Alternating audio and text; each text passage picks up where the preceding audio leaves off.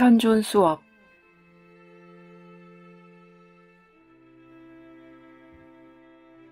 당신 주변의 물리적 세계는 끊임없는 변화의 상태에 있다. 이 때문에 그것들은 늘 전혀 새로운 사건인 것처럼 보인다. 그래서 사건의 표면에만 주의를 뺏겨 있으면 당신은 일어나고 있는 일들을 늘 새로운 것으로 여기게 되는 것이다. 그러나 당신이 어떤 특정한 상황에만 흥분하고 다른 상황에는 흥분하지 않는다는 사실, 그리고 그 상황에 감정적으로 자동 반응을 일으킨다는 사실은 당신을 흥분시킨 사건이 무엇이건 간에 사실 그것은 새로운 사건이 아님을 말해주는 충분한 증거가 된다.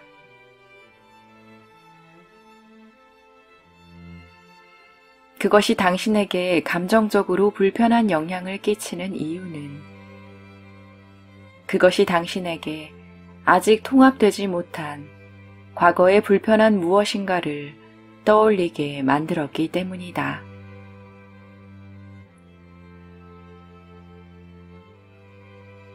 그 사건이 당신을 감정적으로 흥분시키는 이유는 대개 그것이 당신이 떠올리고 싶지 않은 뭔가의 반영이기 때문이다.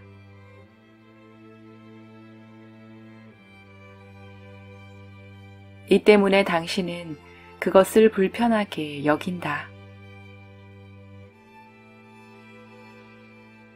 현존 수업에서는 당신이 흥분하도록 방아쇠를 당기는 사건을 메신저라고 부를 것이다. 이 체험 여행을 하는 동안 현존은 당신에게 의도적으로 메신저를 보내어 당신을 위한 일을 마련할 것이다. 이것은 당신이 아동기 이래 오랫동안 자각하지 못하도록 억눌러 왔던 통합되지 못한 아동기의 기억을 떠올리도록 돕기 위해서다. 현존은 왜 이런 일을 하는가? 왜냐하면 자신의 깊이 억압된 과거를 통합할 힘을 얻을 수 있도록 그것을 보게 하는 방법으로는 거울의 반영을 이용할 수밖에 없기 때문이다. 현존이 이런 식으로 당신을 위한 상황을 마련하는 이유는 억압된 기억들을 의식 표면에 떠올려 의식적으로 통합하지 않으면 그것들은 계속해서 당신의 현재 상황에 영향을 미칠 것이기 때문이다. 이처럼 의도적으로 마련받는 경험의 느낌은 거의 언제나 불편한 느낌이다. 하지만 그것은 당신에게 모욕을 주려는 것이 아니라 해방시켜 주기 위해 일어나는 것이다. 이 경험들은 그리고 그것을 의식적으로 느껴보는 것은 당신의 직감력을 키워준다. 그러므로 현존 수업은 당신이 자신의 에너지를 더 좋은 기분을 느끼기 위해서가 아니라 더 잘 느끼기 위해서 사용할 것을 요구한다.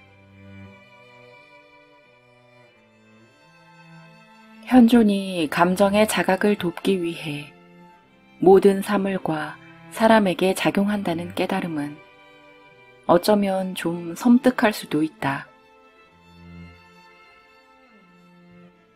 그렇다면 어디에나 존재하는 이 놀라운 현존이 매 순간 당신에게 개인적으로 바싹 주의를 기울이고 있다는 뜻이기 때문이다. 그러나 이 깨달음은 오히려 위안이 될 수도 있다.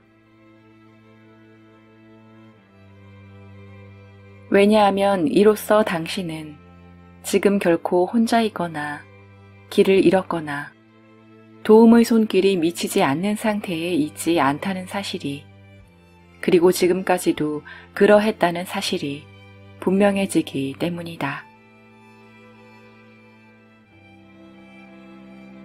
현존을 자각하지 못하는 것은 시간이라는 꿈속에 잠들어 있을 때 나타나는 증상이다. 시간이라는 음침한 복도에서 정신적으로 헤매고 있는 한 당신의 자각의식은 현존에 대한 직접 체험에 무감각하게 된다. 삶 속에 일어나는 상황들은 당신을 위해 상연되는 연극과 비슷하다. 이 연극은 당신이 안으로 억압해 왔던 것들이 바깥 세상에 비친 것이다. 당신은 내적 통찰의 능력이 한정되어 있기 때문에 바깥 세상에서 인지하는 외부 시야의 도움에 의지한다. 당신은 메신저, 즉 당신을 흥분하게 만드는 사람에게 다가가서 왜 나에게 이렇게 행동하느냐고 물어볼 수도 있다. 그들은 10중8구 당신이 정신이 약간 이상한 사람이라는 듯이 어리둥한 눈빛으로 당신을 쳐다보고 말할 것이다. 무슨 말을 하는지 모르겠군요. 전 당신이 그런 기분을 느끼게 만들려는 게 전혀 아니에요. 이것은 당신의 통합되지 못한 기억을 되비춰주는 사람의 입장에서는 마련된 전체 상황과 그것이 시사하는 바를 이해할 수가 없기 때문이다. 상황은 그 사람이 의식하지 못하는 가운데 현존에 의해 일깨워져서 당신을 돕는다.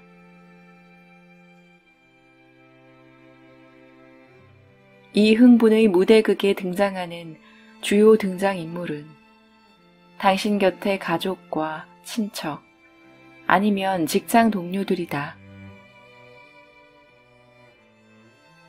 하지만 현존은 이 세상에 존재하는 모든 것, 모든 사람을 다 동원하여 당신의 주의를 통합되지 못한 감정 상태로 향하게 하는데 이용할 수 있다. 이 마련된 경험을 통해서 당신이 받아들여야 하는 또 하나의 중요한 깨달음은 반영은 실제하는 것이 아니란 사실이다.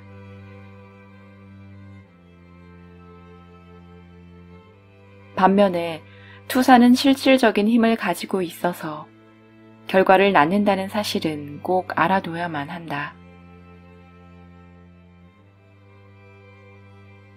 즉, 느낌과 직감을 통해 인식되는 기억은 과거가 현재에다 비추는 그림자일 뿐이지만 당신이 거기에 감정적, 정신적, 신체적으로 자동 반응한다면 당신은 그것이 현재에 미치는 영향에 실질적인 힘을 부여하고 있는 것이다.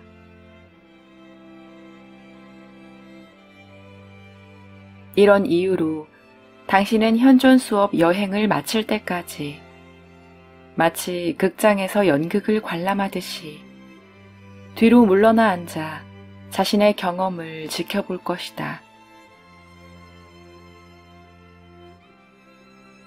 연극을 관람할 때 당신은 배우들이 당신을 화나게 만드는 언행을 한다고 해서 자리에서 일어나 배우와 싸우지는 않는다. 당신은 그저 가만히 자리에 앉아 있는다.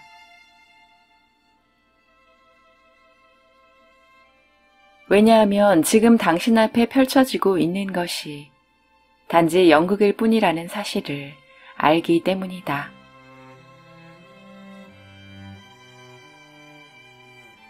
그리고 배우들은 단지 당신의 가슴에 친숙한 감정의 방아쇠를 당겨주고 있는 것뿐이라는 사실을 받아들이기 때문이다.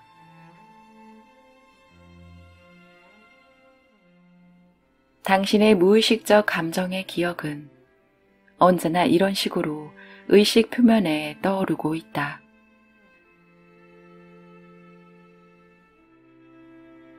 다만 당신이 시간이라는 꿈속에 머물러 있는 한 이런 마련된 과정을 알아차리지 못하는 것일 뿐이다. 의식 표면에 떠오르는 기억을 느낌과 직감으로써 인식할 수 있다면 그것은 현 순간의 자각이 커지고 있다는 표시다.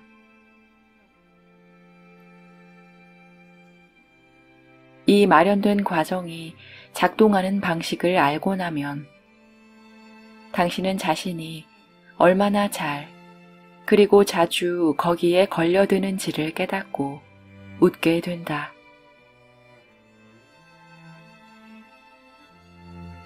어떤 차원에서 보면 당신의 삶의 경험 전체가 마련된 것이다.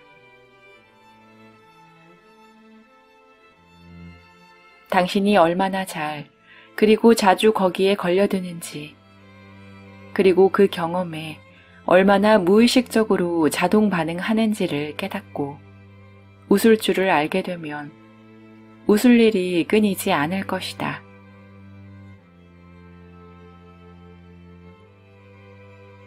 당신의 감정에 방아쇠를 당기는 사람과 그런 상황에 자동 반응하는 것은 현존이 보낸 메신저를 죽이는 것이나 다름없다. 자동 반응하는 대신 의식적으로 응답하는 힘을 얻도록 인식의 훈련법을 스스로에게 가르치라.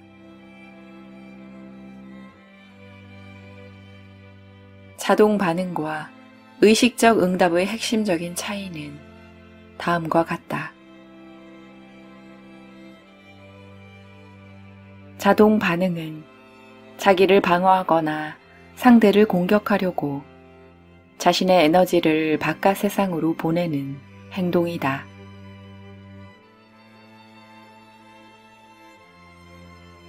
자동 반응은 당신을 흥분하게 만드는 경험의 원인을 잠재우고 통제하려고 펼치는 드라마이다. 모든 반응 행동의 주제는 비난과 복수다. 자동 반응할 때 당신은 자신에게 일어난다고 생각하는 것에 대해 무언가를 행하는 것이다. 의식적 응답은 의식 표면에 떠오르는 에너지를 무의식을 통합하는 데 사용하겠다는 의도로서 품어 안고 건설적으로 내면화시키려는 의식적인 선택이다. 의식적 응답 행동의 주제는 책임이다. 당신은 내면에서 펼쳐지는 감정 상태를 바깥으로 다른 사람에게 투사하지 않고 그것을 무조건적으로 느낌으로써 의식적으로 반응한다.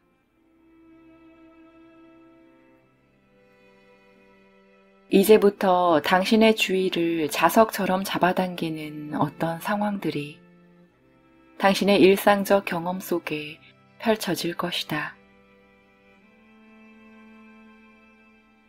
그것은 당신이 통합시키려고 주의를 기울이는 상황들이다.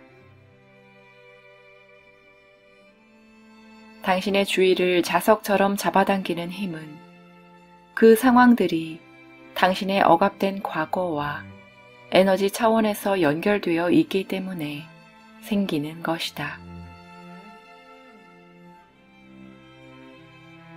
이 상황이 당신이 경험하는 다른 모든 상황과 다른 점은 거기에 당신이 감정적으로 자동 반응한다는 것이다.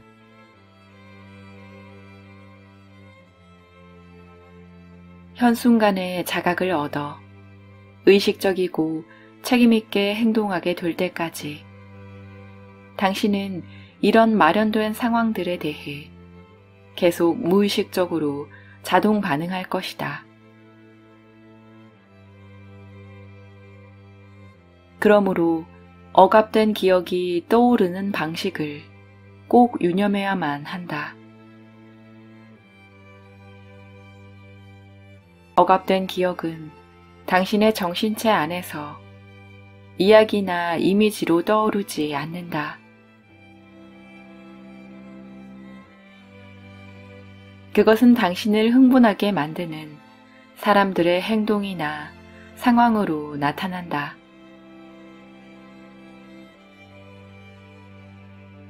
당신이 할 일은 당신의 통합되지 못한 기억들을 반영하는 메신저가 당신의 경험 속에서 나타날 때 그것을 알아차리는 것이다. 또 당신의 투사와 반응적 행동이 방아쇠에 의해 촉발될 때 그것을 알아차리는 일이다. 이때 기분을 좋아지게 하기 위해서 자신의 느낌을 조작하려 들지 말고 단지 방아쇠가 당겨지는 것을 느껴야 한다.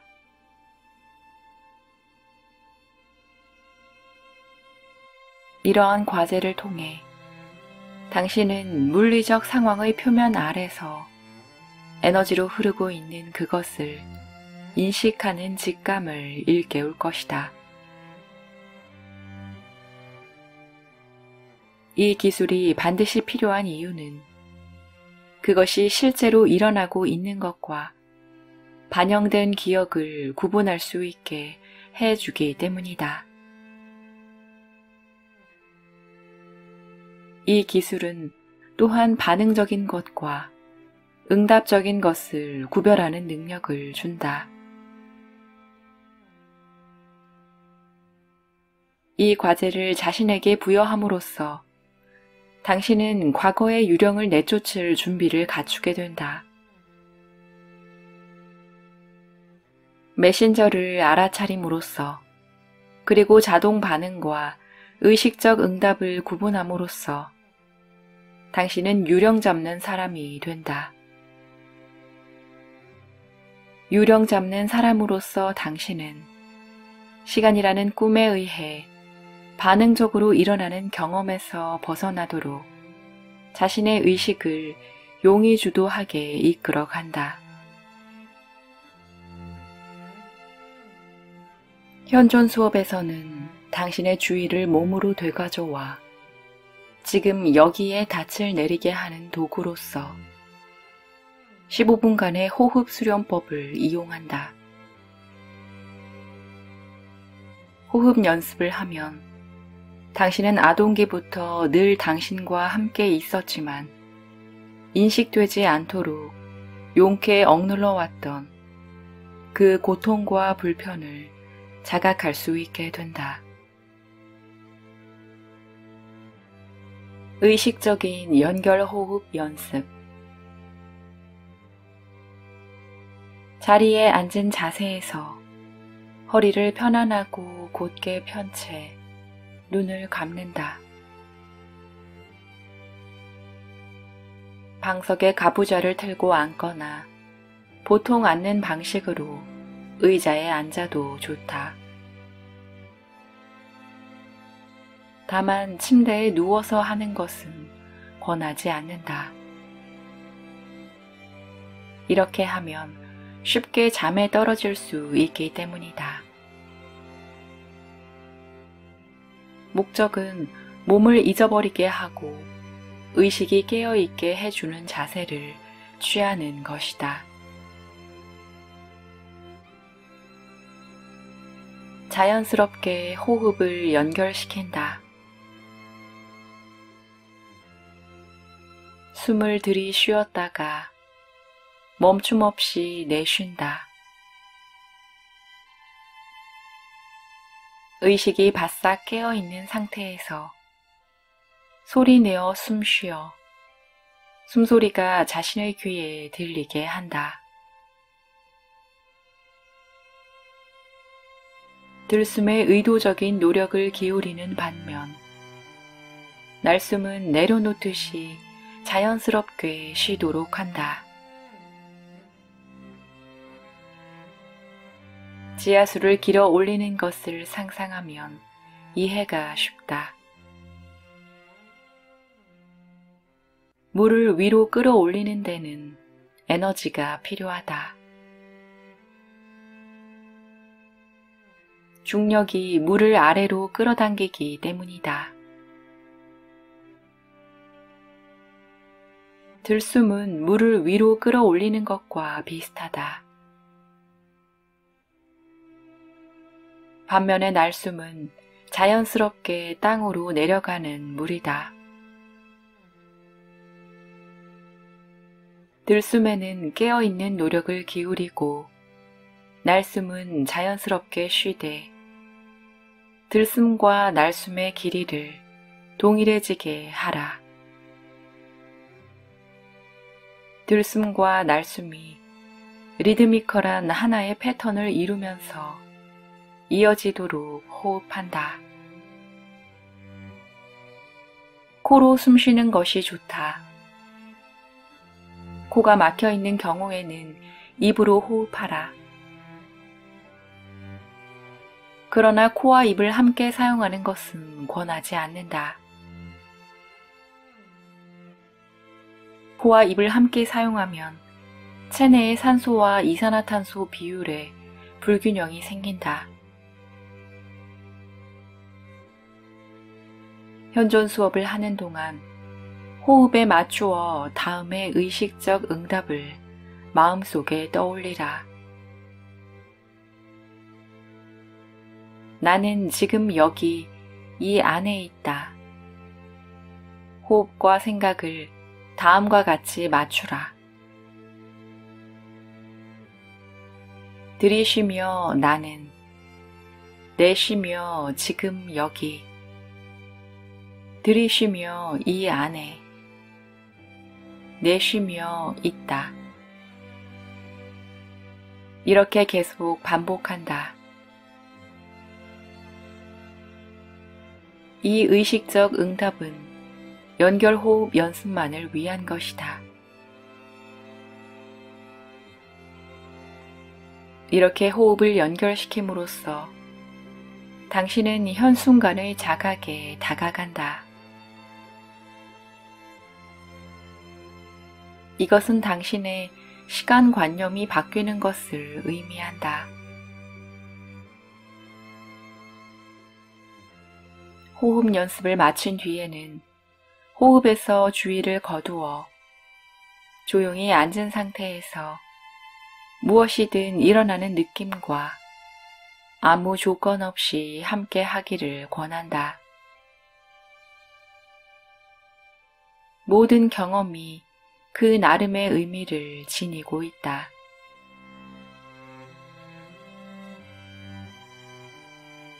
당신이 의식적으로 호흡을 연결시킬 때 당신은 시간이라는 관념적 틀 속을 정신적으로 들락거리는 대신 몸을 의식적으로 자각한다. 그 결과로 일어나는 신체적, 정신적, 감정적 경험은 당신에게 아주 생소한 것으로 다가온다. 하지만 그것들은 당신이 지금까지 겪어온 삶의 경험 속에서 항상 일어나고 있던 것들이다.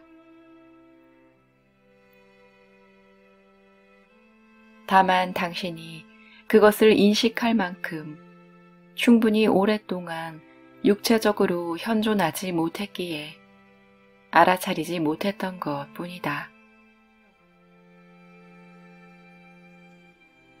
지금에 와서 의식 표면에 떠오르는 이런 경험들로부터 도망가기를 택한다면 당신은 그것을 자각하기로 한 처음의 의도를 망치는 것이다. 이것이 바로 고통 없이는 얻는 것도 없다는 진퇴양난의 문제다.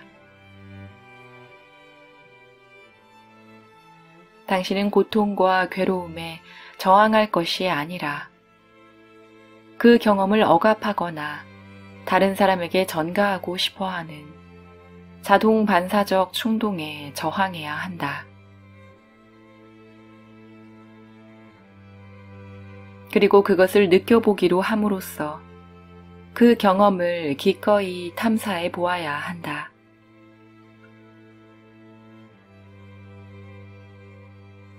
그저 아무런 조건 없이 고통이나 불편과 함께하기를 택하라.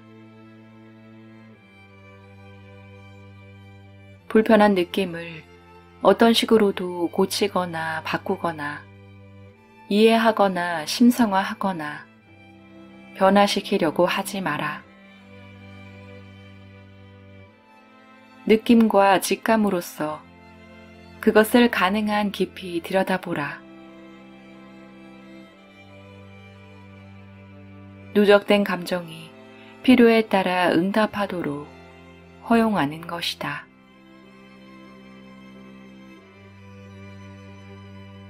이런 식으로 다가가면 고통이나 불편에 대한 당신의 태도가 점차 변화해 간다.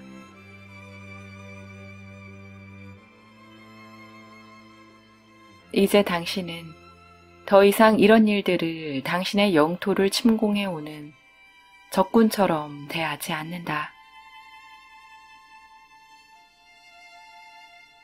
당신은 말을 듣지 않는 아이를 자신의 무조건적인 현존으로서 부드럽게 달래주는 어머니와 같은 태도로 고통과 불편에 다가간다. 이렇게 하면 당신의 내면에는 갑옷과 무기 대신 에너지를 통합시키는 능력이 생겨난다.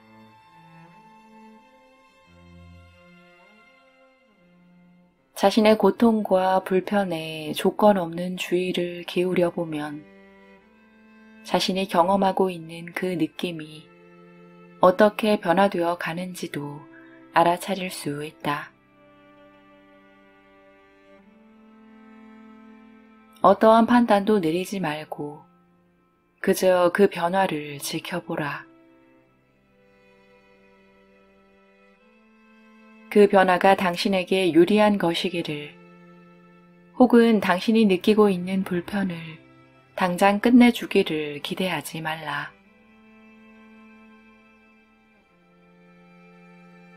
어떤 결과가 오든 그것에 마음을 열고 있으라. 어떤 특정한 결과가 있을 것이라는 의도를 품지 말라. 어떤 변화가 일어나든 그것은 당신에게 필요한 것이고, 따라서 나름의 의미를 갖는다는 사실을 인정하라.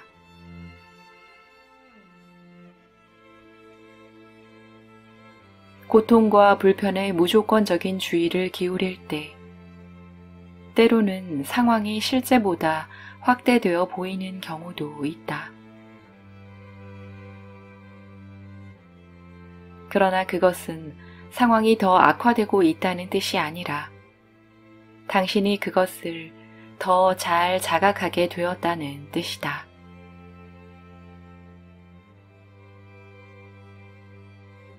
어떤 식으로든 자기가 원하는 결과를 미리부터 염두에 두고 있으면 밑바닥에 있는 원인의 움직임을 가두어서 제한하는 꼴이 되고 만다.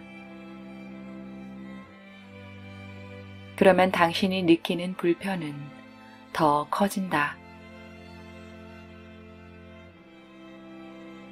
주의와 의도를 가지고 당신의 역할을 의식적으로 다한 뒤에는 고통과 불편한 느낌이 스스로 제 갈 길을 가도록 내버려 두라. 현조는 감정 통합에 필요한 것이 무엇인지를 정확히 알고 있다. 그러니 현존이 스스로 결과를 결정하도록 내버려 두라.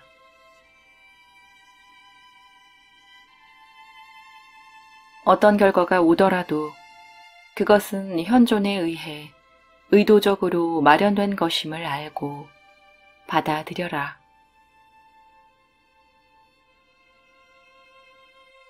당신은 살아온 대부분의 시간 동안 이 고통과 불편을 무시하고 억눌러 왔다. 그것을 물리쳐야 할 적으로 대했다. 사실 그것은 감정의 통합을 돕기 위해서 찾아온 메신저인데 말이다.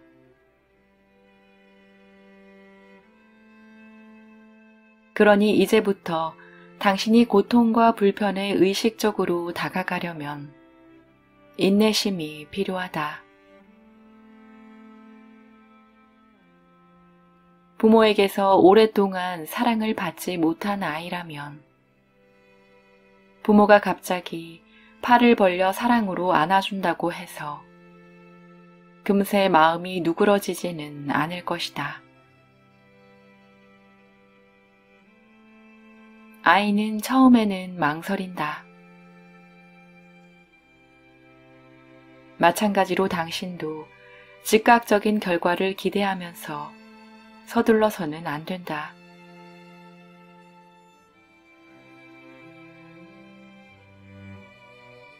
무릇 통합적 접근법은 응급처방식 접근법이 아니다. 거기에는 고통과 불편에 대해서 당신이 여태껏 품어온 적의를 점진적으로 변화시켜가는 과정이 필요하다.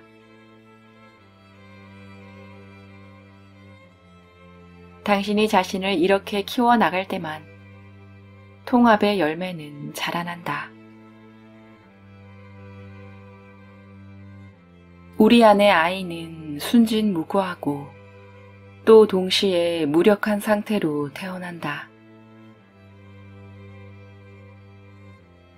무력하기 때문에 아이는 부모에게 모든 것을 내맡기고 신뢰한다.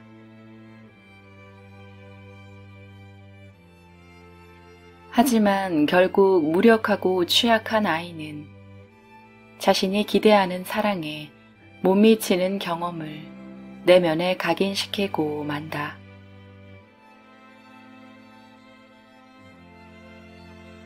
그것은 부모가 의도적으로 사랑을 덜 주었기 때문이 아니다. 부모 역시 자신이 어릴 때 받았던 바로 그 정도의 무조건적인 관심밖에는 아이에게 줄 수가 없기 때문이다.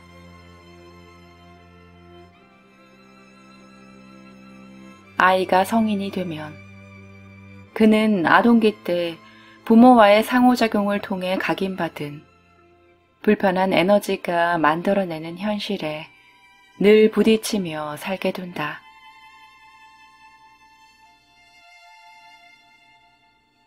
성인이 된 그는 그 불편한 경험이 신체적, 정신적, 감정적으로 표출된 그것을 자신과 동일시한다.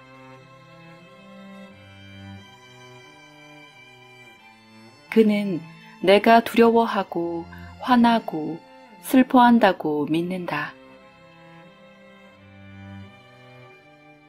그는 그것이 감정적으로 각인된 두려움, 분노, 슬픔이 외부로 표출된 모습일 뿐이라는 사실, 그것은 자신이 아니라는 사실을 알지 못한다.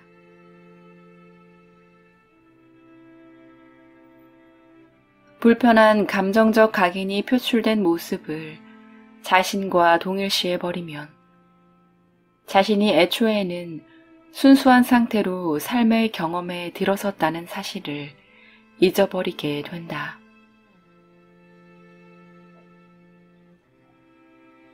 자신의 참된 모습인 현존 대신 자신이 아는 경험, 다시 말해 자기 내면에 각인된 상태를 자신과 동일시해버리면 당신은 애초의 순수성에 대한 자각을 잃어버린다.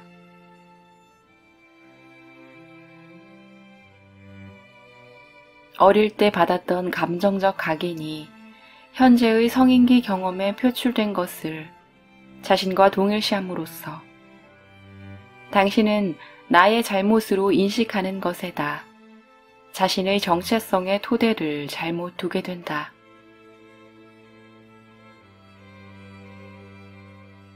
겉으로 드러난 이런 잘못들을 곧 자신이라고 여김으로써 당신은 자신의 순수성, 다시 말해 자신의 내면의 느낌에 대한 자각을 잃어버리게 된다.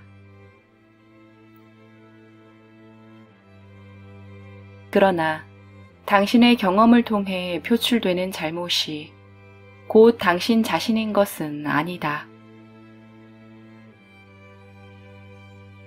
당신은 순수한 상태로 태어났다.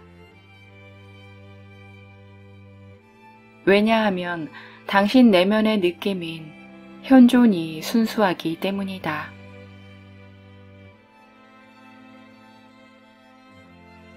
성인이 된 당신은 스스로 의식하는 자신의 잘못을 극복하기 위해서 다른 사람에게 도움이 되고자 애쓴다.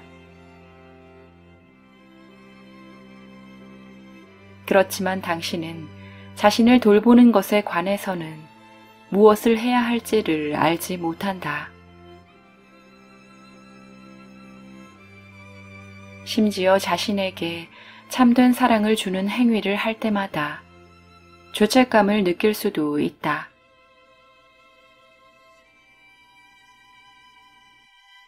당신은 자신의 무조건적인 관심을 받을 만한 가치가 없다고 느낄 수도 있다. 다른 사람의 행복을 위해서 자신의 행복을 희생시키는 경우마저 생긴다.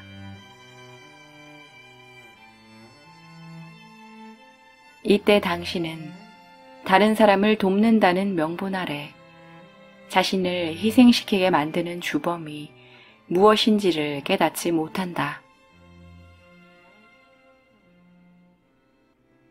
당신은 자신에게 잘못이 있다고 믿는 무의식적인 생각, 그리고 그에 대해 아무것도 할 수 없다는 무력감이 그 주범이라는 사실을 깨닫지 못한다.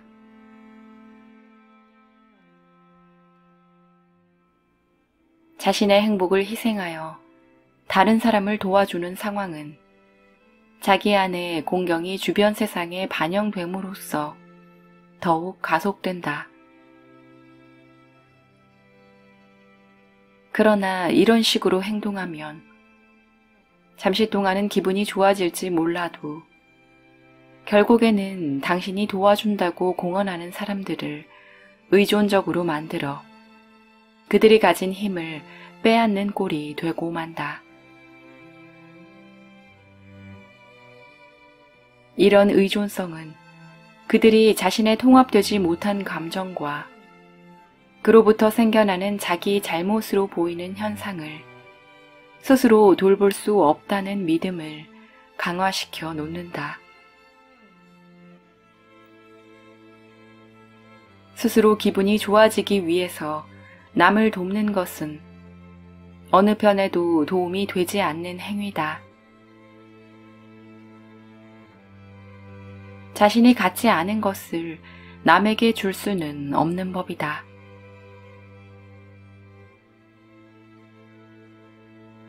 오직 무조건적인 관심으로 자신을 돌보는 법을 알 때에만 당신은 진정으로 다른 사람에게 무조건적인 관심을 기울일 수 있다.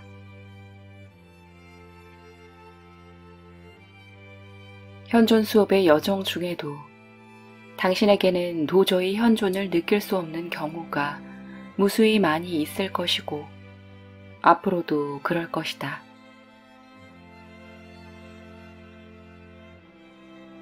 이럴 때 당신은 초조하고 불안해하고 불편과 혼란을 느낀다. 다시 말해서 당신은 두려움과 분노, 슬픔으로 가득 찬다.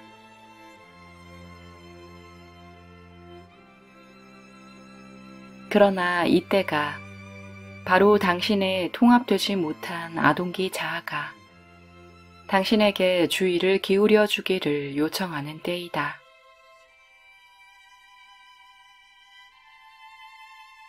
이 구조 요청에 어떻게 응답해야 할까?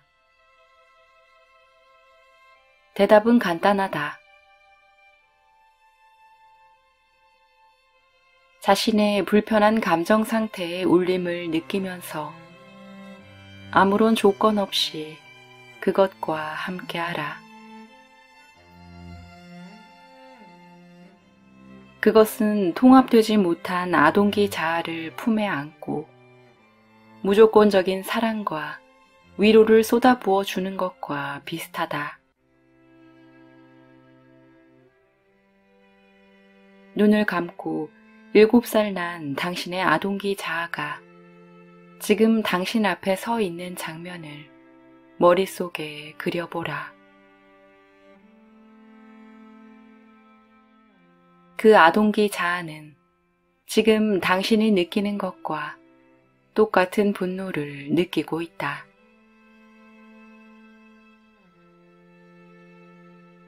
이제 이 아이를 품에 안고 그 아이가 느끼는 분노와 함께하는 장면을 상상하라. 아이가 하고 있는 경험을 어떤 식으로든 변화시키려 하지 말라. 왜냐하면 아이의 경험은 그것 자체로 의미 있고 필요한 것이기 때문이다. 오로지 그것과 무조건적으로 함께하라.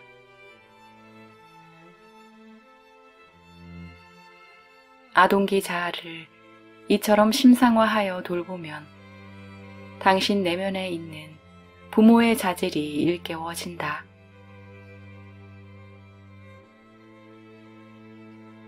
아동기 자아에 이렇게 관심을 기울일 때면 조화롭고 편안한 울림이 일어난다. 처음에 아무런 감정적 반응도 경험되지 않는다고 해서 염려할 필요는 전혀 없다. 당신의 통합되지 못한 아동기 자아는 굳은 살이 박힌 듯 무딘 경우가 흔히 있다. 이때 당신이 할 일은 그저 인내심을 발휘하는 것이다. 통합되지 못한 경험의 일부를 통합하겠다는 당신의 의도는 무조건적인 것이다.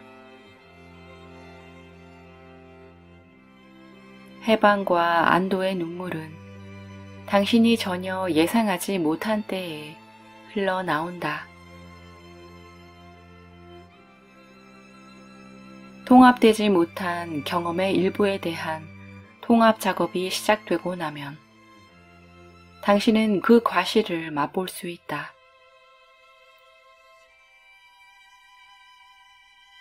그 과실이란 평화와 기쁨과 창의성에 대한 자각이 높아지는 것이다.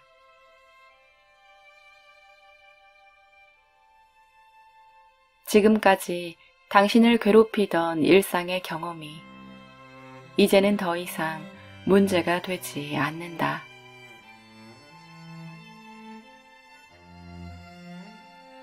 당신은 자연스럽게 다른 사람들과 더 즐겁게 지내고 신체적, 정신적, 감정적 불편도 지속적으로 줄어드는 것을 깨닫게 된다.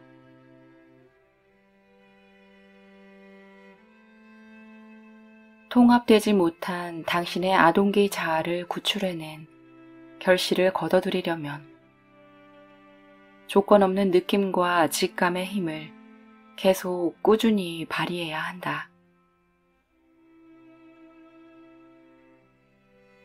그러기 위해서는 당신이 현재 느끼고 있는 불편의 이면에 흐르고 있는 특징적인 감정이 의미 있는 것임을 자각할 필요가 있다.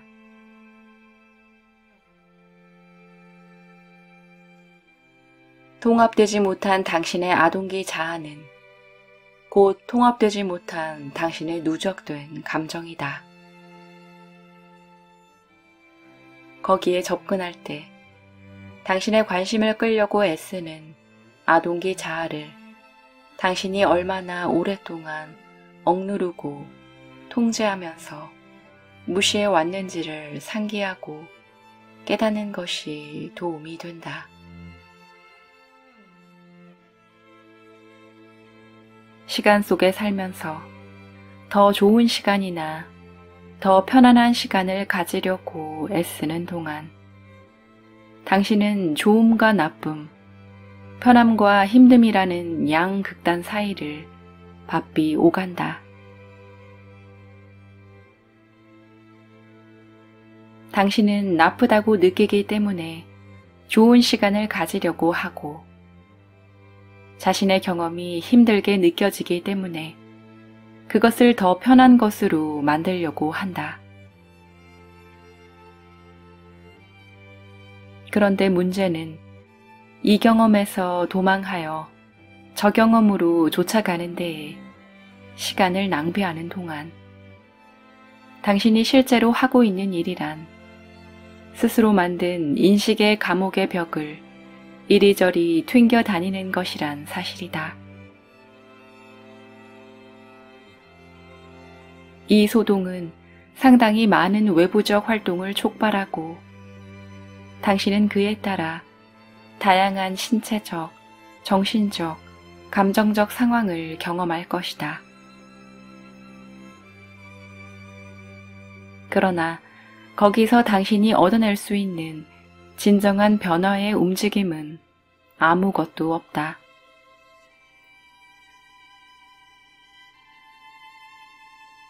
이것이 현존 수업을 하는 동안 당신이 얼마나 좋은 느낌이나 편안한 느낌을 느끼는가를 공부의 진척으로 판단할 수 없는 이유이다.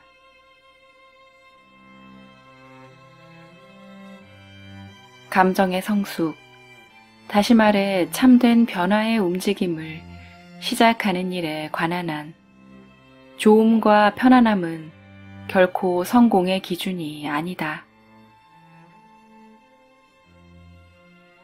오히려 그것은 대개 회피와 저항과 부인을 나타내주는 표시일 뿐이다.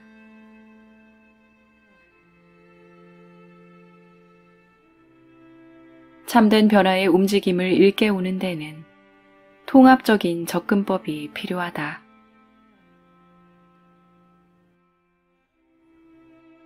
통합적 접근법은 자신의 감정 경험에 대해 좋다, 나쁘다 같은 이름표를 더 이상 붙일 필요가 없어지는 경지로 당신의 인식을 고양시켜 준다.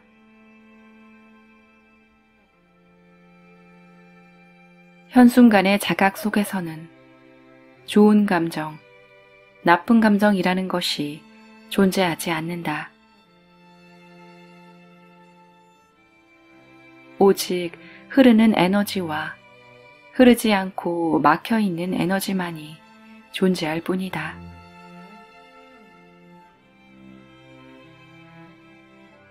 현순간의 자각 속에서는 모든 감정 상태를 다양한 강도를 지닌 움직임을 추동하는 데 필요한 여러 등급의 연료로 간주한다. 당신이 인간으로서 겪는 경험 속에서 최고 속도로 가장 멀리까지 가기 위해서는 사용할 수 있는 모든 연료를 사용해야 한다. 이를 위해서는 자신의 감정을 어느 한 가지도 배제하지 않고 모두 끌어안아야 한다. 예컨대 시간 속에서 사는 동안 당신은 행복의 추구라는 변덕스러운 외면적 경험과 진정한 기쁨을 혼동한다.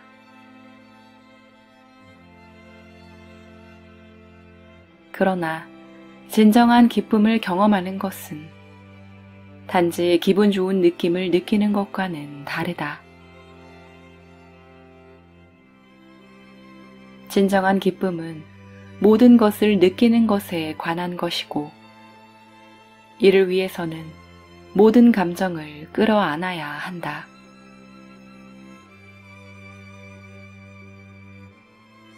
현존 수업의 이 지점에 이르기까지 당신은 다음 3가지 인식적 절차를 탐사해 왔다. 1.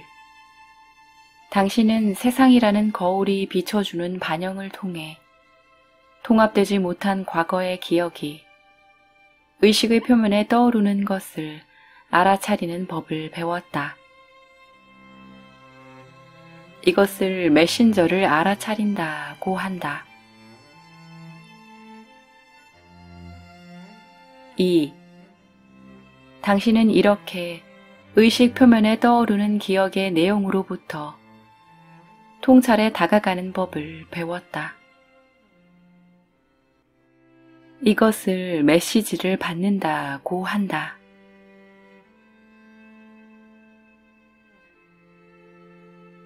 3. 당신은 의식 표면에 떠오르는 기억에 담긴 고통과 불편을 조건 없이 느끼는 법을 배웠다. 이것을 조건 없이 느낀다고 한다. 감정 통합 절차는 이 3단계를 결합시킨 하나의 통합된 인식 도구이다. 감정 통합 절차를 지속적으로 사용하면 그것은 당신을 자동 반응하는 사람으로부터 의식적으로 응답하는 사람으로 변신시켜줄 새로운 자각의식의 경로를 뚫어준다.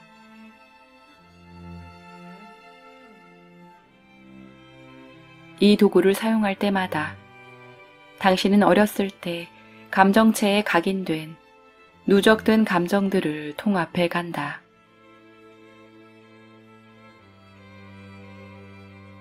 감정체 속의 불편한 느낌이 통합되면서 누적된 감정으로부터 일어나는 정신적으로 각인된 신념 체계들도 해체된다. 또 이것은 타인의 관심을 얻고자 하는 요구가 줄어들게 하고, 따라서 그런 드라마를 만들어내는 일도 줄어든다. 이것은 또 자가치료 행위의 원인도 제거해준다. 그 결과로 당신이 경험하는 삶의 질이 변한다. 감정 통합 절차 1단계 메신저에 걸려들지 않는다. 당신이 감정적으로 동요될 때마다 해야 할 일의 첫 번째는 지금 당신에게 마련된 사건이나 사람은 당신에게 일어나고 있는 일과 아무런 관계가 없다는 사실을 인정하는 것이다. 그 사건이나 사람들은 메시지를 갖고 온 메신저로서 당신이 처한 엉망이 된 상황을 종식시켜주려 온 이이다. 메신저는 통합되지 못한 과거로부터 의식 표면에 떠오르고 있는 당신의 기억을 거울처럼 비춰주고 있을 뿐이다.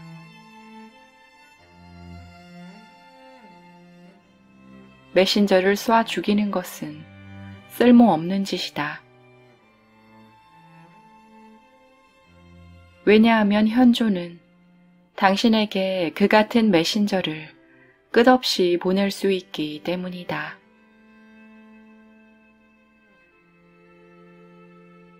그러니 감정통합 절차의 첫 단계는 메신저에 걸려들지 않는 것이다.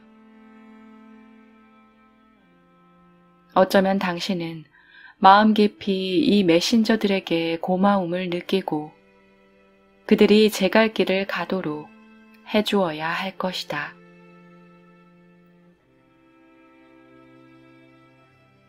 그들에게 자동 반응하여 화를 내는 대신 이렇게 말해야 할 것이다. 이제 잠시 혼자만의 시간을 가져야겠군. 자동 반응하려는 자신의 충동으로부터 품위 있게 한 걸음 비켜나는 것은 처음에는 용기가 필요한 일이다.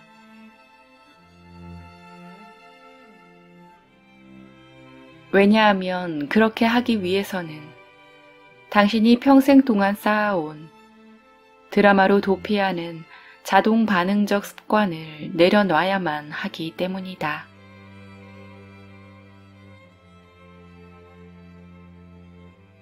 이 단계, 메시지를 받는다.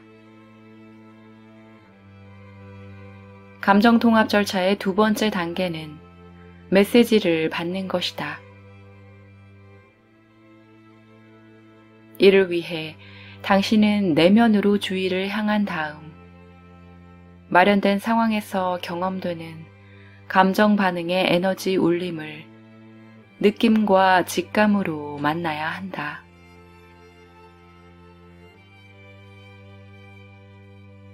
당신의 몸이 이 울림과 공명한다면 제대로 하고 있는 것이다.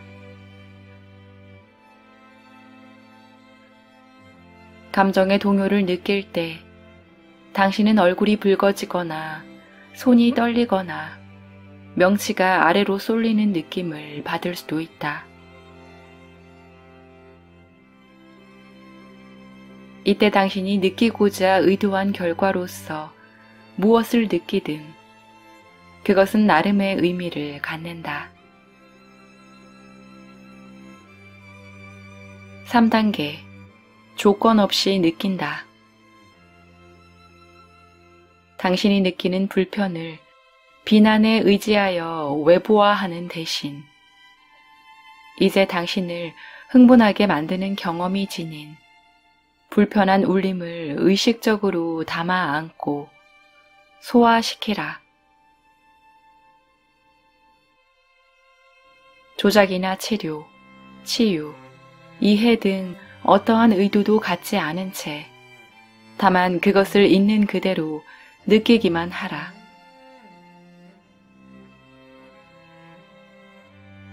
담아 안음은 당신의 아동기 자아가 보내온 구조 요청에 응답하는 방식이다. 이 응답에서 당신은 조건 없이 느끼기를 통해 당신의 아동기 자아에게 이렇게 선언한다. 네가 아프다는 걸 알아. 네가 두려움과 분노와 슬픔을 느끼고 있다는 것도 알아. 그 사실을 인정해. 이제 이 불편을 의식적으로 느낄 거야. 그렇게 너에게 무조건적인 관심을 기울일 거야. 그리고 평화의 느낌을 회복할 수 있다면 앞으로도 계속 이런 방식으로 너에게 응답할 거야.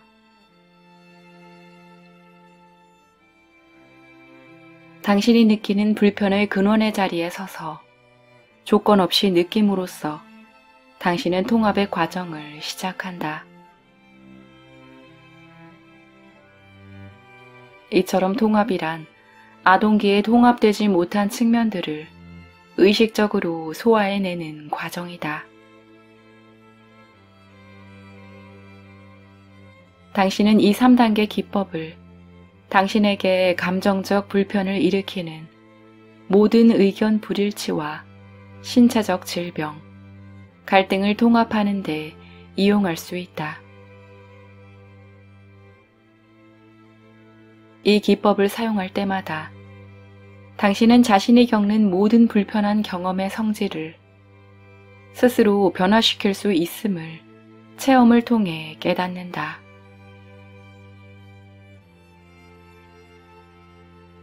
의식적으로 자신의 내면으로 들어가 조건 없는 느낌과 직감을 통해 내면의 변화를 일으킴으로써 말이다.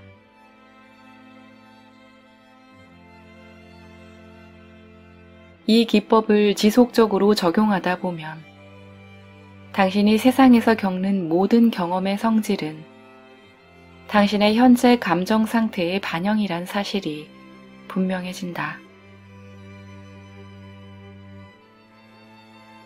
그것은 또 평화를 실현하는 일은 상대방과는 아무런 관계가 없는 일임을 경험을 통해 알게 해준다.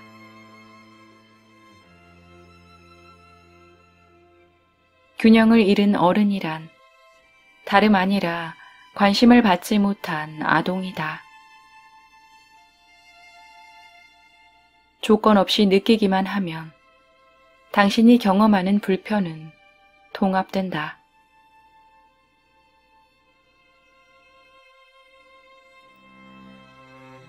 아동기 이래로 당신은 자신에게 무조건적인 사랑을 가져다 주리라고 생각하는 조건에 맞추어 살려고 엄청난 에너지를 쏟아왔다. 이것은 관심과 인정을 얻기 위해서 당신이 행하는 끊임없는 신체적, 정신적, 감정적 행동으로 표출된다. 그러나 조건 없는 사랑이란 당신이 드라마를 통해서 다른 사람에게서 강요할 수 있는 무엇이 아니다. 당신이 드라마를 통해 얻으려고 하는 관심이란 그 본질상 조건적인 것일 수밖에 없다. 당신이 무조건적인 관심을 얻고자 할 때마다 실패하는 이유는 그것이 돈처럼 벌 수 있는 것이 아니기 때문이다. 사랑은 자신의 장점을 가지고 획득할 수 있는 무엇이 아니다. 사랑은 자격 조건을 따질 수 없다. 사랑은 그저 존재하는 것. 당신이 태어날 때부터 타고난 권리인 것이다.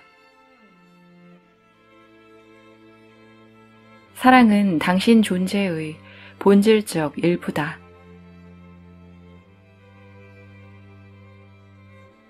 현재 의식의 당신은 이렇게 물으리라. 내게는 왜 이런 일이 자꾸만 일어나는 걸까? 당신에게 아픔을 주는 동일한 경험이 자꾸만 일어나는 이유는 당신이 그것밖에는 아는 것이 없기 때문이다. 이것이 각인된 감정이 영속시키는 곤경이다. 이것은 전체 인류의 가슴에 난 벌어져 있는 상처다. 이 때문에 많은 이들이 사랑은 아프다고 말한다. 그러나 조건이 아픈 것이지 사랑은 아프지 않다. 사랑은 어떤 하나의 상태다. 현존 수업에서 당신은 각인된 감정이 만들어내는 해석의 한계를 넘어서 상황을 인식하는 방법을 점차로 배우게 된다. 당신은 감정적으로 성장하는 법을 배운다. 이런 감정 개발의 결과는 자신의 아동기 경험에 의해 형성된 조건들이 제거되기 시작하는 것이다. 그 조건들이 하나둘씩 제거되면 당신은 자신의 경험에 대해 지금까지와 다른 새로운 인식을 즐길 수 있게 된다.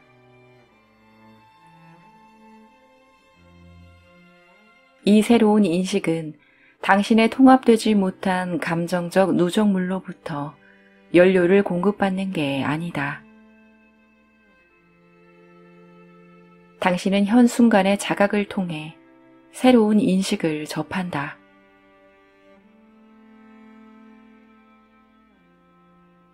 당신이 현 순간의 자각 속으로 깨어나고 있다는 증거는 인간의 조건에 내재된 공경에 관하여 당신이 얻는 통찰로 온다. 그러한 통찰 중 하나는 내가 만나는 사람들은 어떻게 행동하든 상관없이 모두가 조건 없는 사랑의 경험을 갈구하고 있다는 통찰이다. 설령 그들이 증오에 차 있더라도 그것은 사실 사랑을 갈구하는 왜곡된 외침이다. 현 순간의 자각 속으로 깨어나기 전까지는 당신은 자신의 행동이 타인으로부터 사랑을 얻기 위한 것임을 깨닫지 못한다. 또 당신이 구하고 있는 무조건적인 사랑에다 스스로가 조건을 덧붙이고 있다는 사실도 깨닫지 못한다. 다시 말해서 당신은 지금 자신의 행동이 자신이 원하는 경험과 모순되고 있다는 사실을 자각하지 못하고 있다.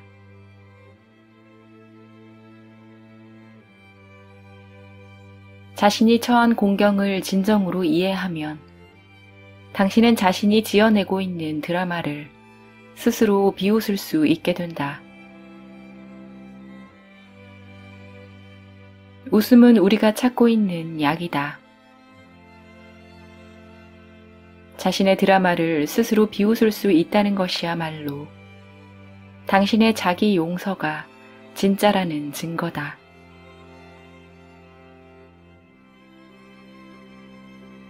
자신에 관하여 이것을 받아들이고 나면 다른 모든 사람들에 대해서도 받아들일 수 있다.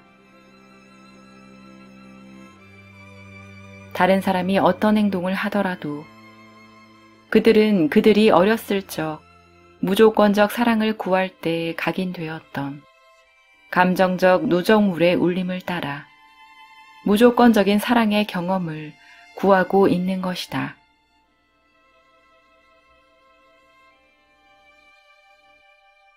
당신이 그들의 행동의 질이 어떻다고 인식하든 그들이 보여주는 겉모습이 어떠하든 그리고 그들이 보여주는 삶의 상황이 어떠하든 간에 그들은 모두가 자신의 감정체에 각인되어 있는 것을 통해 바라볼 때는 최선을 다하고 있는 것이다. 그들이 나의 부모님이라면 그렇게 해서는 안 돼. 나를 세상에 낳아놓은 것은 부모님이야. 그러니까 내가 안전하게 느끼게 해줄 책임도 부모님이 져야 마땅해. 이렇게 말할 때 당신은 자신이 이 관심받지 못한 불쌍한 아동기 자아로 퇴행하고 있다는 것을 안다.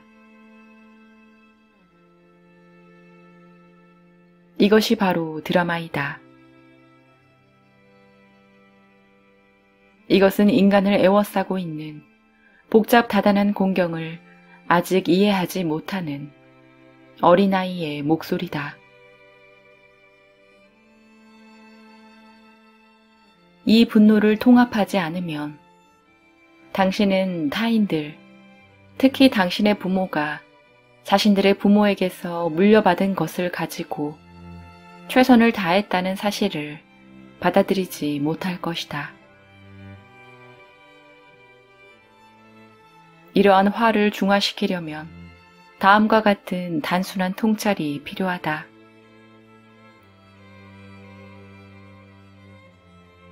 그것은 당신이 타인과의 관계에서 목격하는 무조건적 사랑의 행동이 아닌 모든 행동은 무조건적 사랑에 대한 그들의 무의식적인 갈구라는 사실이다. 표면적으로는 이것이 분명해 보이지 않을 수도 있다. 우리 어른들은 내면의 상태를 숨기는데 명수이기 때문이다. 어른인 우리는 만사가 아무런 문제가 없는 척 하는데 선수들이다.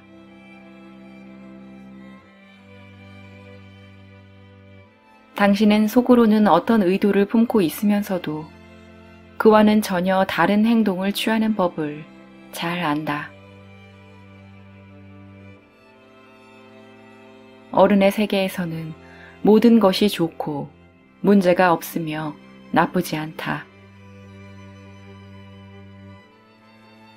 그러나 성인 세계의 표면 아래에 숨어있는 감정 상태는 다음과 같다. 즉, 당신이 만나는 평화롭지 못한 사람들은 모두가 자기 안에 무조건적인 사랑을 받지 못해 두려워하고 화내는 무너진 가슴의 아이를 가지고 있다. 타인의 행동에 대해 좋지 않은 평가를 내릴 때 당신은 사랑에 대한 그들의 갈구를 그것이 아닌 뭔가 불순한 것으로 해석하고 있는 것이다. 이런 깨달음에 이른다고 해서 분별을 할 필요가 없어지는 것은 아니지만 이것은 심판적인 마음이 되지 않게 해준다.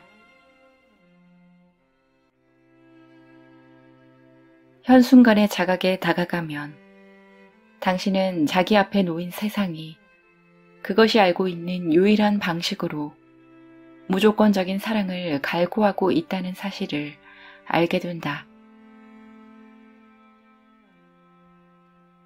그것은 당신도 마찬가지이다.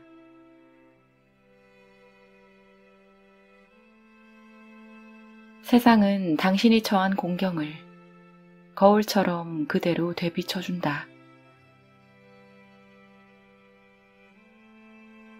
당신의 부모님도 한때는 어린아이였다.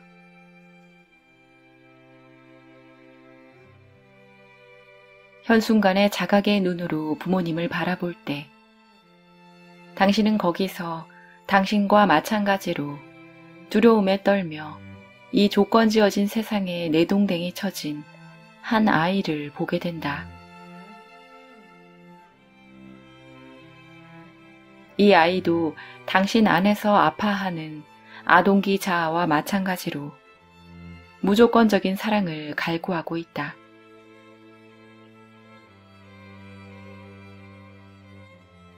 자신의 인식 오류를 깨달으려는 자비로운 선택을 내리는 대신 계속 분노에 매달려 있는 것은 과연 도움이 될까?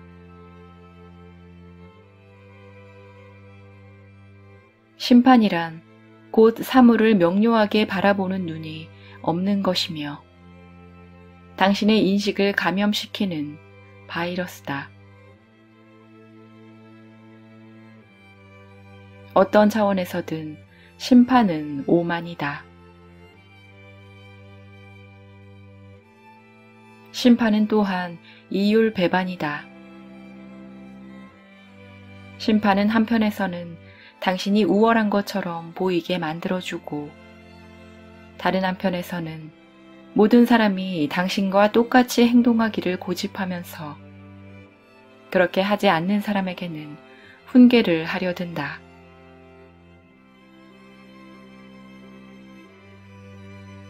하지만 심판의 가장 해로운 결과는 자신과 타인들을 만유의 본성인 현존과 동일시하지 않고 자신이나 그들이 하고 있는 경험과 동일시하는 것이다. 요컨대 심판을 통해 당신은 모든 인간이 공통으로 처해 있는 공경을 두고 상대방 탓만 한다. 그러니 당신이 어렸을 때 부모님에게서 받기를 바랐던 무조건적인 사랑으로서 부모님을 용서하고 축복해 드림으로써 이러한 인식상의 폭력 행위를 해결하기로 하자.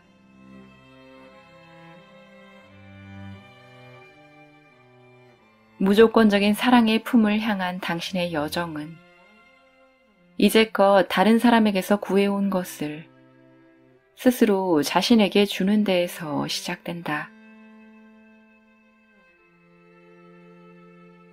이것이 실제로 의미하는 바는 매 순간 경험하는 것에 어떠한 조건도 부여하지 않고 그저 그것을 느끼는 것이다.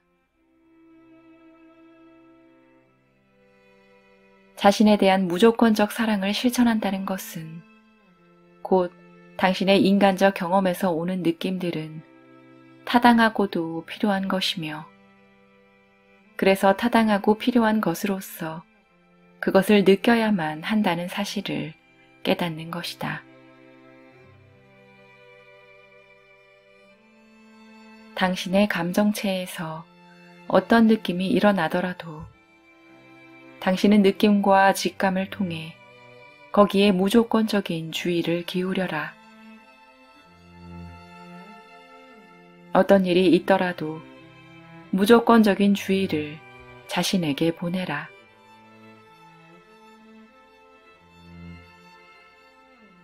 당신의 가장 친밀한 관계인 부모님과의 관계가 불온전할 때 그 불온전함은 연인과 맺는 모든 친밀한 관계에도 그대로 반복되어 반영된다.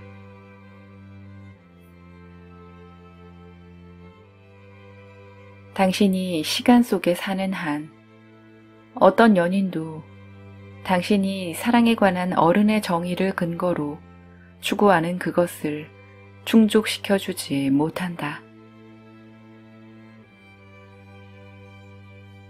그들은 당신이 원하는 무조건적 사랑을 주기 위해서 당신의 경험 속으로 들어온 것이 아니기 때문이다. 그들은 당신이 무조건적인 사랑의 경험을 만들어내지 못하는 이유를 알려주기 위해서 온다. 다시 말해서 시간 속에 사는 한 당신에게 연인이 생기더라도 그는 당신에게 무엇이 사랑이 아닌지를 보여줄 뿐이다. 오직 현순간의 자각으로 살 때만 연인은 사랑의 가능성을 반영하는 존재가 될 수 있다.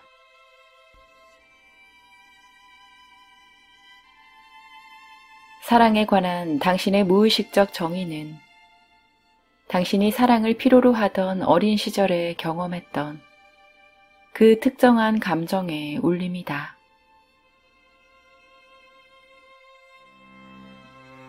그 결과로 무조건적인 사랑을 받고 싶을 때나 아니면 특정한 타인에게 무조건적 사랑을 주려고 할 때마다 당신은 이 특정한 감정의 울림을 무의식 중에 재현해내게 된다.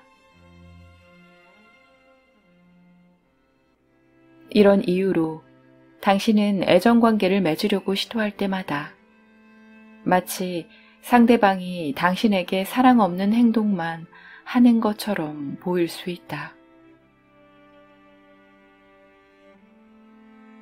거울처럼 당신을 비춰주는 메신저의 작용에 의해 사랑에 관한 당신의 무의식적 정의는 상대방이 당신에 대한 사랑의 대가로 내거는 조건들로 그 모습을 드러낸다. 여기까지 현존 수업을 해온 당신은 이제 사랑에 관한 당신의 무의식적 정의를 좀 더 직접적으로 통합하는 발걸음을 내디딜 준비가 되었다. 거부당하고 모욕받고 상처받는 것보다 더 슬픈 일은 없다. 그 아이가 성인이 되어서도 계속해서 이 불쾌한 경험을 반복하면 슬픔이라 불리는 그 울림은 계속 증폭된다. 어떻게 하면 당신에게 아픔을 주는 이 무의식의 악순환을, 그리고 그것이 만들어내는 온갖 신체적, 정신적, 감정적 증상들을 통합해낼 수 있을까? 그 답이란 그 불편한 느낌에 조건 없는 주의를 기울여 가만히 느껴보는 것이다. 당신의 친밀한 관계가 끝나거나 뒤틀릴 때 스스로 자신이 어떻게 느끼고 있는지를 물어보라. 나는 어떤 느낌을 느끼고 있는가? 이 질문을 던지기 위해서는 당신의 친밀한 관계가 끝나거나 틀어지게 된 사연과 물리적 상황에서는 주의를 거두어 들여야 한다. 당신 자신뿐 아니라 파트너의 행동으로부터도 주의를 거두어 들여야 한다. 그리고 오로지 그 결과만을 가만히 느껴봐야 한다. 현존 수업에 입문하기 전에는 실패로 돌아간 친밀한 관계가 불편한 느낌을 불러올 때 당신은 그 관계를 둘러싼 물리적 상황에만 주목했다.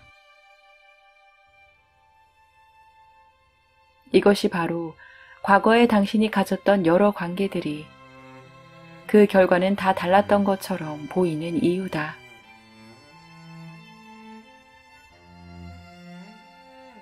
그러나 그것들은 물리적 상황이나 그에 관하여 당신이 지어낸 스토리의 내용만이 서로 다를 뿐이다. 이제 당신이 할 일은 관계가 파국을 맞을 때마다 당신의 느낌이 어땠는지에 주의를 기울여 보는 것이다.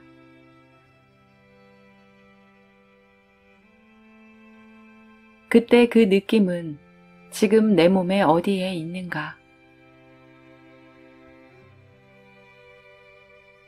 느낌과 직감을 통해 자신의 실패한 관계와 관련된 감정적 누적물을 마주칠 때 사실 당신은 사랑에 관한 자신의 무의식적 정의를 대면하고 있는 것이다.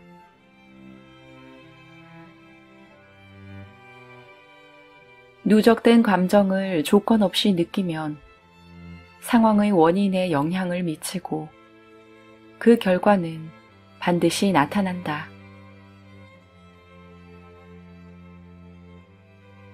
조건 없이 누적된 감정을 느끼는 것은 당신의 일상생활 속에 다양한 경험들을 일으켜서 당신에게 필요한 깨달음을 드러내준다.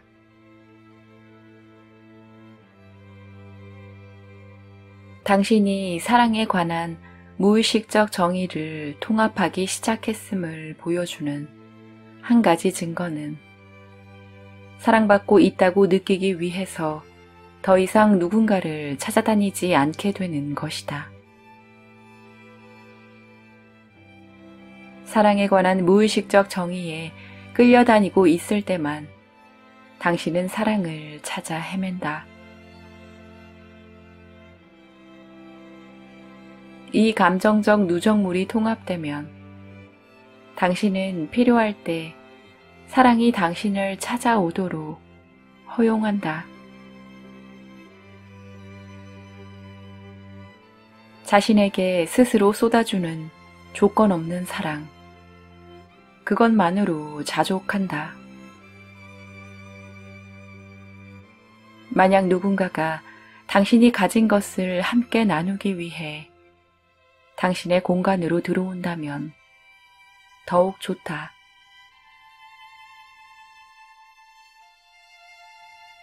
그렇게 되면 사랑이란 오로지 조건 없이 주는 것이 된다.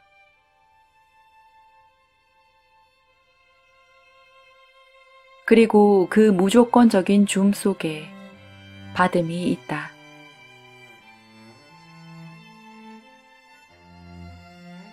주는 것이 받는 것이라는 생각은 우주라는 통일장이 맞추어 움직이는 에너지 주파수이다.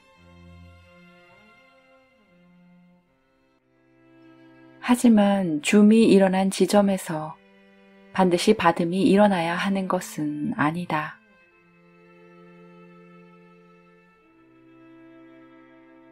당신은 통일장 안에서 움직이기 때문에 조건 없이 줌으로 해서 당신이 받게 되는 것은 그 어디서든 올 수 있다.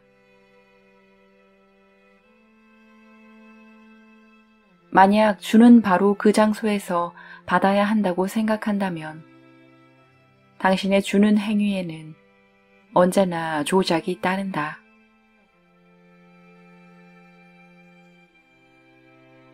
주기를 빼앗기로, 받기를 얻기로 변질시켜 놓는 것이 바로 이런 조작이다.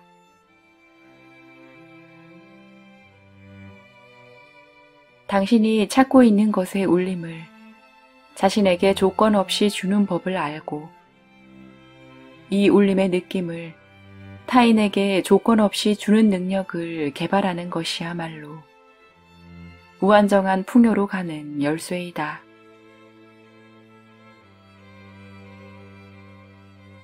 무한정한 풍요란 당신이 필요로 하는 것이면 무엇이든 필요로 하는 바로 그때에 받는 것이다. 이것은 원하는 것을 원할 때마다 얻는 것과는 다르다. 그것은 당신의 욕망과 조건을 만족시키는 것과는 무관하다. 당신이 지금까지 다른 사람에게서 구하던 것, 즉 무조건적인 관심을 자신에게 줄 수 있을 때 당신은 비로소 결핍에서 벗어나 무한정한 풍요로 들어설 수 있다. 겉모습이야 어떻든 간에 당신에게 일어나는 경험들은 일어나는 그대로가 고스란히 당신에게 필요하기 때문에 일어나는 것이다.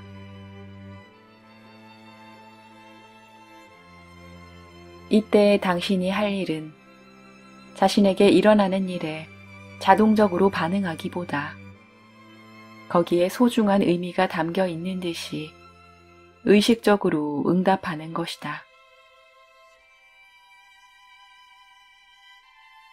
조건 없는 의식적 응답을 통해서 당신은 통합된다. 반대로 조건 지어진 반응을 통해서는 당신은 분열된다. 일상의 경험에 조건 없이 응답하는 것은 간단한 일이다. 그저 자신에게 일어나는 일을 느낌과 직감으로 대하기만 하면 된다.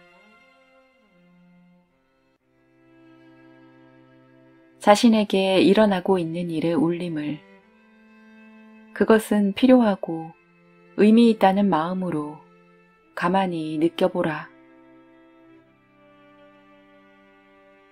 거기에 어떠한 조건도 갖다 붙이지 말고 그저 그것을 느끼라. 그것을 치유하거나 이해하거나 고치거나 변화시키려는 목적으로 느끼는 것이 아니다. 단지 그 일이 지금 일어나고 있기 때문에 무조건 느끼는 것뿐이다. 그것을 느끼는 데는 아무런 기대도 섞여 있지 않다.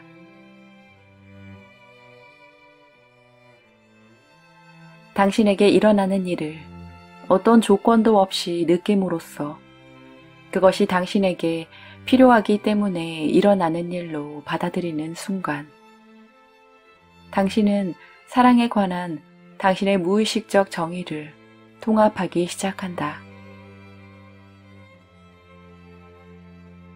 이것이 자신을 조건 없이 사랑한다는 것의 실질적인 의미이다. 근원의 차원에서 자신을 무조건적으로 사랑한다는 것은 매 순간 자기 경험의 느낌을 포용하여 받아들이는 것을 말한다. 즉, 자신에게 혹은 자신을 통해 일어나고 있는 일에 대해 판단을 내리지 않고 그것이 의미가 있고 자신에게 필요한 것이라는 사실을 인정하면서 받아들이는 것이다.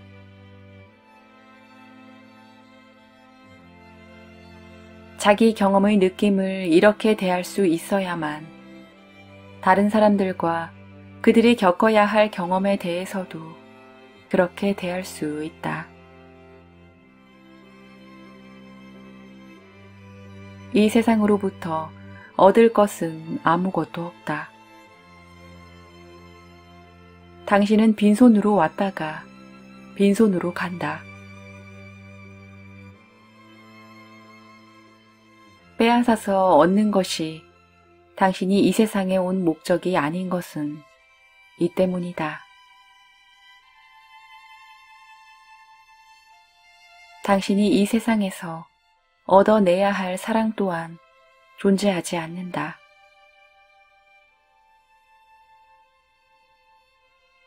세상은 거울처럼 중립적이다. 당신이 그 앞에 놓는 것은 무엇이든 다 비쳐 보인다. 세상으로부터 사랑을 빼앗아 얻으려고 한다면 당신은 자신의 경험을 결핍의 구렁텅이로 몰고 가는 것이다.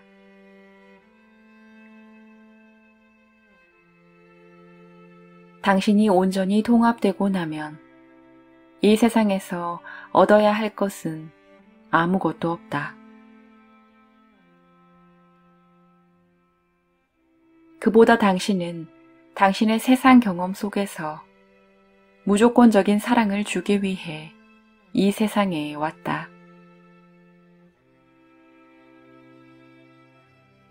그렇게 함으로써 당신은 당신이 필요로 하는 모든 것을 빠짐없이 얻을 수 있는 경험 속으로 들어가는 다리를 건너게 된다.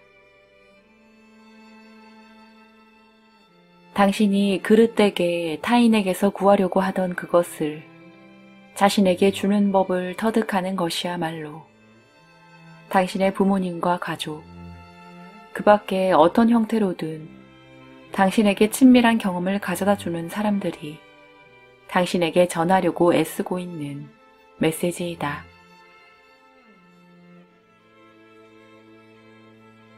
당신의 경험 속에 조건 없는 사랑을 가져다 주는 것은 결코 그들의 책임이 아니며 그것은 앞으로도 마찬가지이다.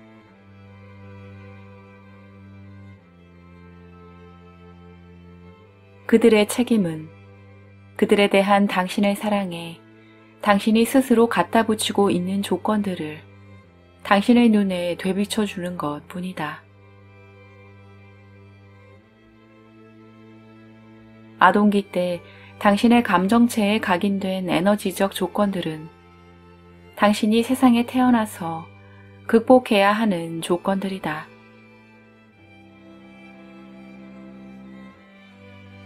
당신이 무조건적인 사랑을 경험하지 못하도록 회방하는 것이 바로 그것이기 때문이다.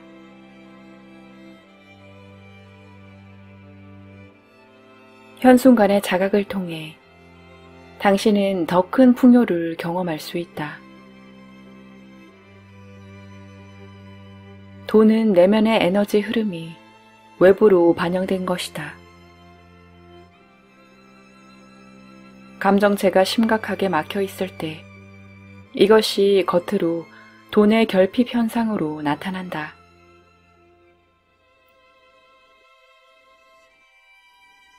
그러나 그렇다고 해서 감정 통합으로 현존감이 커지면 벼랑간 큰 돈을 벌 것이라고 생각하는 것은 잘못이다.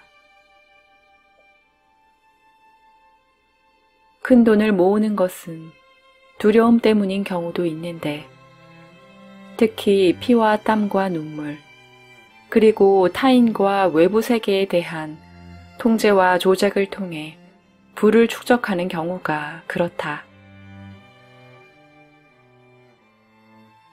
현 순간의 자각 속으로 들어가면 돈은 빵과 같은 것이 된다. 빵처럼 돈도 그 순간 당신에게 필요한 만큼만 있으면 된다. 당신은 지금 이 순간에 충분할 만큼의 빵을 갖는다. 당신은 그것을 쌓아두지 않는다. 대신 그것이 당신을 통과해 자유롭게 흘러가도록 한다. 당신은 배고픔에 대한 두려움 때문에 오래도록 먹을 만큼의 빵을 구입하지만 몇 조각 먹기도 전에 곰팡이가 피어 먹을 수 없게 되고 만다. 현 순간의 돈은 당신이 그것을 필요로 하는 때에 필요로 하는 만큼 당신의 경험 속으로 들어오는 에너지 흐름이라고 할 수 있다. 현존할 때 당신은 돈의 흐름에 대해 걱정하지 않는다.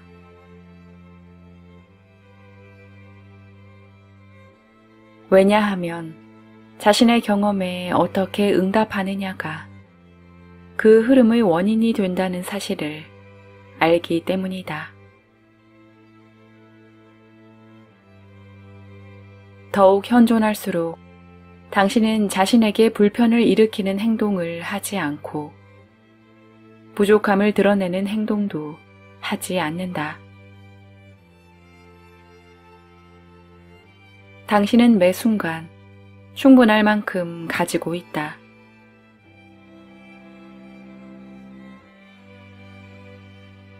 당신은 바로 지금 충분히 갖고 있다는 것을 깨달음으로써만 미래의 모든 지금에도 충분히 가질 수 있다는 사실을 안다. 단지 쌓아놓기 위해 부를 축적하는 것보다 더한 에너지 낭비도 없다. 단지 부자가 되기 위해 부를 축적하는 것은 두려움에서 생긴 질병이자 자기 경험의 질에 책임질 수 없다는 믿음이 결여된 행동이다.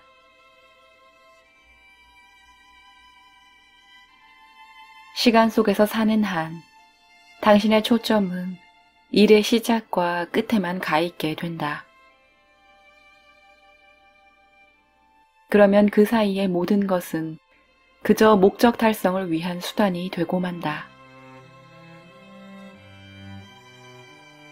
그러나 현 순간의 자각에 들어가면 시작되는 것도 없고 끝나는 것도 없다는 사실을 알게 된다. 그저 모든 것이 계속될 뿐이다.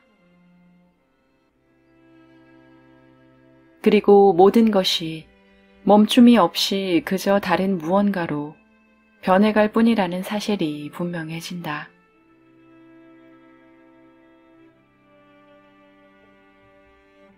현 순간의 자각은 행위 너머에 있는 존재성의 영원한 정수에 주파수를 동조시키는 힘을 당신에게 부여한다.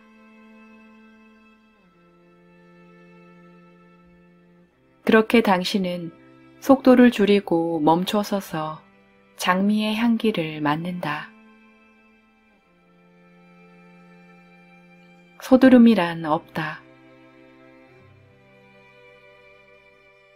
실제로 당신은 어디에도 가지 않는다. 당신은 지금 여기에 있다.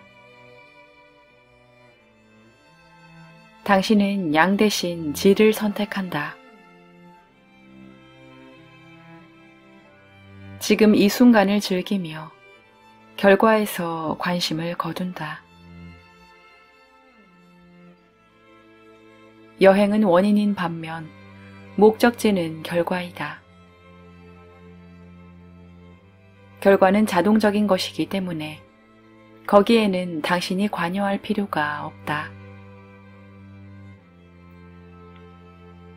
현 순간의 자각을 쌓는 일은 하나의 지속적인 여행이다.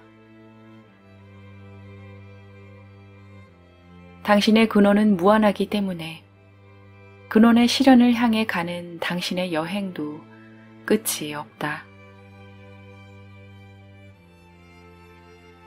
그렇다면 서두를 것이 무엇이 있을까?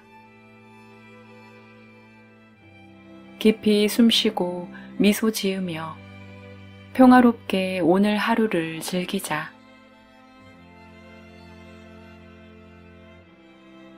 당신이 현 순간의 자각에 머물면 자신의 통찰을 신뢰하는 능력이 꼽힌다.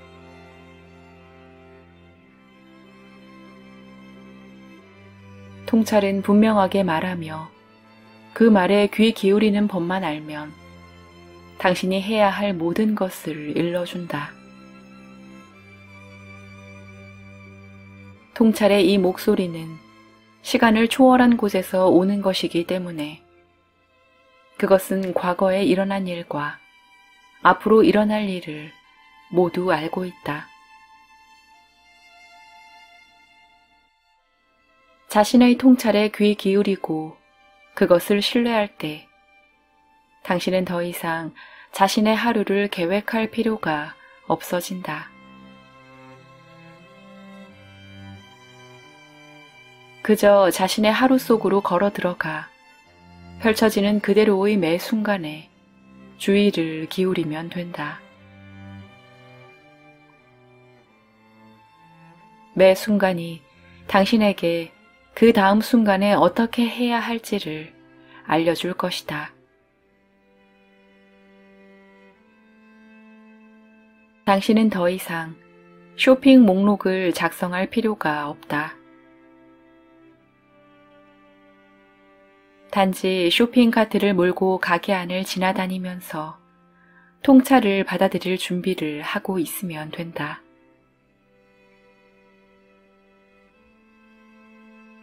그렇게 할 때 통찰은 당신의 손목시계가 쓸모 없어지게 만들어 놓는다.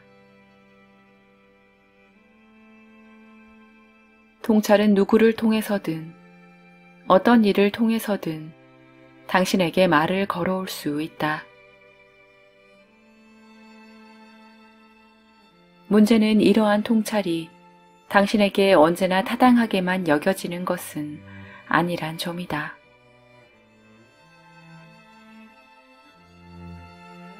이것은 통찰이 현재 당신이 있는 시간선상의 위치를 초월한 곳으로부터 말을 걸어오기 때문이다. 통찰의 말을 따르면 당신은 통찰이야말로 늘 당신의 가장 숭고한 이익을 배려하고 있다는 사실을 깨닫게 된다.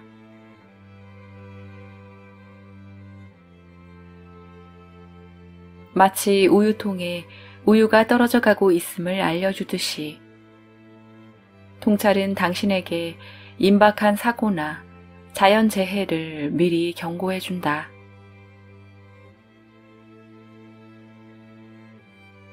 통찰을 신뢰하는 것은 당신의 가장 위대한 성취이다.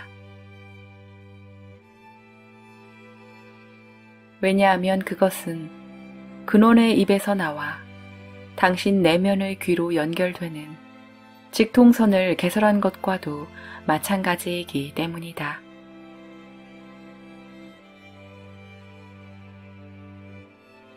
이때 당신은 어떠한 중간 매개자도 필요하지 않게 된다.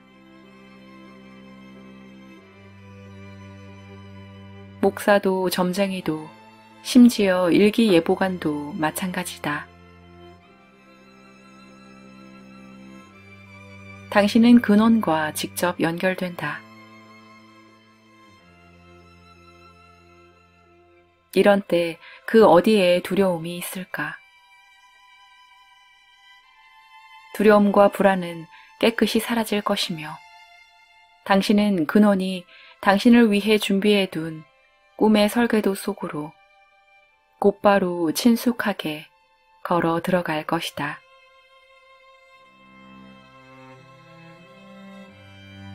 당신은 삶이라는 기적에 경외감을 느끼면서 살아갈 것이다. 사는 법을 배운다는 것은 곧 귀 기울여 듣는 법을 배우는 것이다. 듣는다는 것은 곧 받는 것이다.